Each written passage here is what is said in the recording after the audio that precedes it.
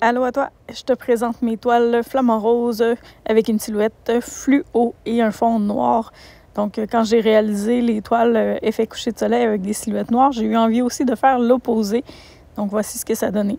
Mes fonds noirs et roses avec plein de brillants dans le noir sont terminés, sont séchés. Donc j'amorce le traçage des silhouettes. Les flamants roses seront roses, flash sur celle-là. Je vais rajouter des détails sur les fonds aussi. Donc, je montre ça étape par étape. C'est la deuxième partie de mes toiles. J'avais les orangés couleur coucher de soleil là-bas. Donc, c'est la suite de la série, mais dans le fond, c'est pour cette fois.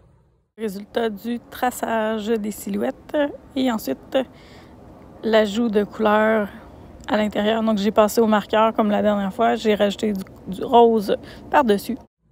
J'ai sauté quelques étapes. Je me suis emballée puis j'ai oublié de prendre des photos.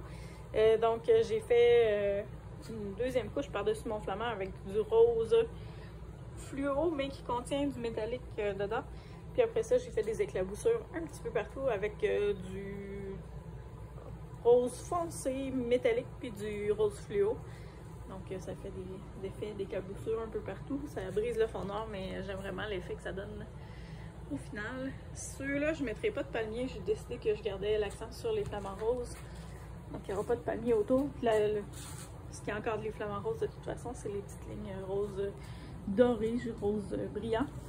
Donc, voilà, mon fond est terminé. Il va me rester une couche à redonner sur le flamant. Je vais venir déposer des paillettes roses comme ça, partout au contour du flamant rose. Puis, après ça, ça devrait être pas mal terminé. Et là, il faut que je laisse sécher et je manque de peinture rose fluo un peu plus dense pour les terminer. Donc, j'ai mis quelqu'un sur la commission. Fait que ça va revenir tantôt. Je vais pouvoir finir tout ça quand ce sera un petit peu plus sec aussi. Là, parce que si je le retravaille, mon fond noir va sortir. Donc pour l'instant, je vais laisser sécher. Je vais m'attaquer à d'autres projets. Mais pour cette série de deux toiles-là, c'est fait. Je les aime beaucoup. Je trouve que le rose fluo et le noir avec les détails là, brillants, c'est vraiment beau. J'hésitais à me demander si je mettais du or par-dessus ça. Mais je pense que ce serait trop chargé si j'en ajoutais. Donc je pense que je vais laisser ça tel quel.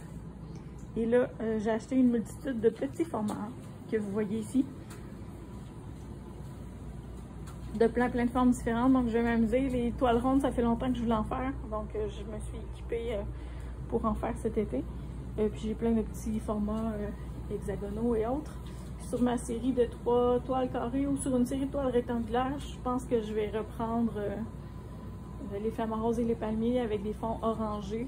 Donc, ça fera une option plus abordable que les gros formats pour quelqu'un qui aime le principe mais qui ne veut pas nécessairement investir dans une grosse toile là, comme celle-là. Celle-là, c'est des 18-24. Je vais faire une réplique, si on veut, dans un format plus petit. Donc peut-être les 9 par 12, là, ça se ferait très bien. Les 8 par 8 étaient un petit peu petites pour ça. Donc si je refais le même principe là, avec un fond couché de soleil, je pense que sur une composition de 3 toiles, ça pourrait être super intéressant.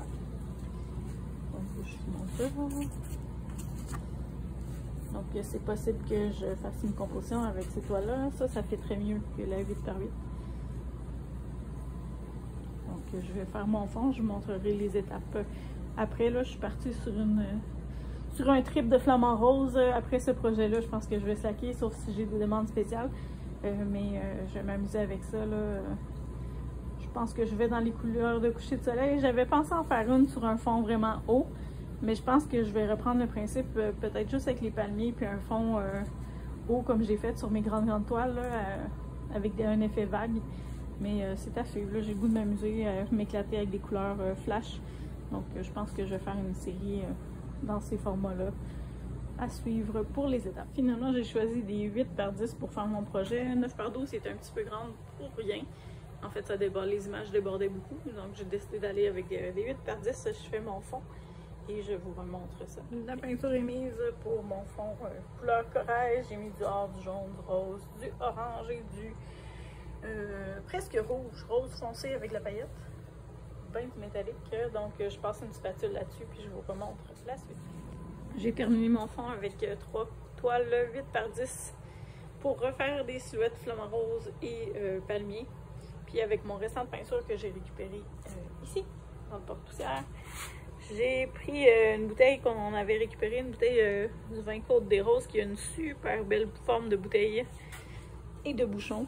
Puis j'ai juste déversé ma peinture dessus pour enrober la bouteille. Donc ma peinture est réutilisée à cette fin-là. J'ai versé 2 fois la peinture dessus pour qu'elle adhère bien.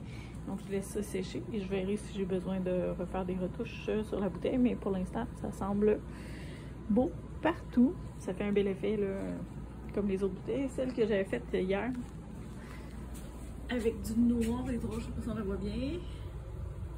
Donc c'était un fond noir pailleté. J'ai rajouté du rose fluo sur le top, puis c'est ce que ça donne, une belle bouteille de gin revampée pour décorer ou mettre des bijoux ou accrocher des colliers, des élastiques à cheveux, n'importe quoi. Donc c'est des belles options de récup. Donc voici mon premier flamant rose avec la peinture scintillante et translucide. J'aimais pas tellement l'effet que ça fait, donc j'ai utilisé une autre solution. Hello, me revoici avec mes flamants roses. Elle, j'avais ajouté de la peinture avec du brillant, comme ces lignes-là, dans ma peinture rose, mais là, ça faisait ressortir la peinture noire du fond. Puis j'aimais pas l'effet, donc j'ai rajouté beaucoup de brillant par-dessus ma peinture. Puis mon flamant, il va être scintillant, lui aussi, finalement. Ça fait extra bling bling, mais je l'aime mieux comme ça. L'effet de la peinture, je l'aimais pas. Donc pour le récupérer et le sauver, j'ai rajouté de la paillette. J'en ai un petit peu partout sur la toile. Je vais secouer à la fin là, pour enlever l'excédent. Mais il y a des petites paillettes noires et des paillettes plus blanches et roses. Voici mon deuxième flamant. La peinture était super uniforme. Celui-là, je l'aimais tel quel. Puis mon autre flamant, j'ai décidé de ne pas mettre de noir dedans. J'ai été juste dans les paillettes pâles, blanches, roses et multicolores un peu arc-en-ciel. Donc voilà, j'en ai saupoudré un peu partout. Je vais laisser sécher ma peinture encore un petit peu, puis je vais secouer la toile pour enlever l'excédent. Mais c'est la fin des flamants roses. Deuxième version, après la version coucher de soleil orangé, ben, c'est mon deuxième. J'avais envie de faire du rose fluo sur du noir, puis je suis bien contente du résultat. Je les aime beaucoup, les deux. Elles sont très différentes, mais je les aime. Les petites nuances qui ressortent dans chaque sont intéressantes. Donc voilà pour la fin des flamants roses.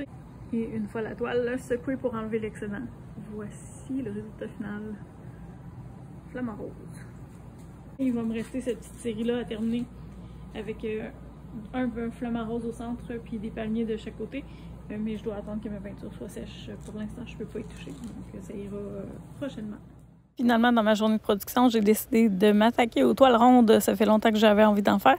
J'en ai fait 9 en tout. Je vous montre les résultats finaux, mais je vous montrerai comment j'ai procédé dans une prochaine vidéo. Donc, j'ai été jouer dans les mauves, les turquoises, avec le blanc, avec de la peinture au silicone. Puis, différents effets. Je me suis vraiment éclatée là, à essayer plein de choses sur ces formats-là. Il y en a qui font plus effet océan dans celle-là. J'aime beaucoup le blanc sur celle-là. L'autre fait un effet un peu plus spirale, twisté.